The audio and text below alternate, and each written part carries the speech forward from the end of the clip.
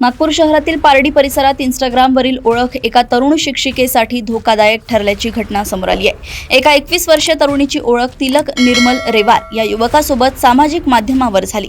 ओळख वाढत जाऊन दोघांमध्ये जवळीक निर्माण झाली। आरोपीने लग्नाचे आश्वासन देत तिला आपल्या घरी तसेच इतर ठिकाणी बोलावून तिच्यावर वारंवार अत्याचार केल्याचा आरोप आहे।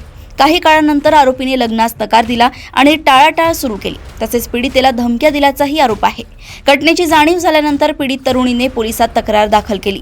पोलिसांनी तातडीने कारवाई करत आरोपी विरुद्ध गुन्हा नोंदवून त्याला अटक केली असून पुढील तपास सुरू आहे। नागपूर येथून क्राईम रिपोर्टर विशाल सोबत ऐश्वर्या शिंदे यांची रिपोर्ट। याच्यामध्ये जी पीडिता आहे ती खाजगी शाळेमध्ये टीचर आहे आणि पीडिताची आणि आरोपी जो आहे तो त्यांची पूर्वीपासून ओळख आहे आणि त्या ओळखीमुळे त्यांचे त्यांचे रूपांतर झाले होते।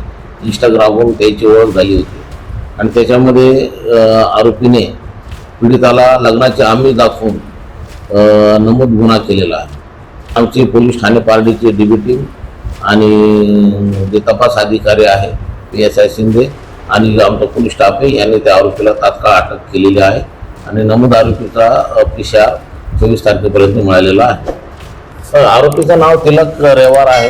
तो गंगाबागचा राहणार आहे पोलीस ठाणे पारडी हद्दीमध्ये आणि तो चायनीजचं दुकान श्यामनगरमध्ये चालवतो आणि त्याने लग्नात आमिष देऊन पीडितासोबत अत्याचार केलेला आहे।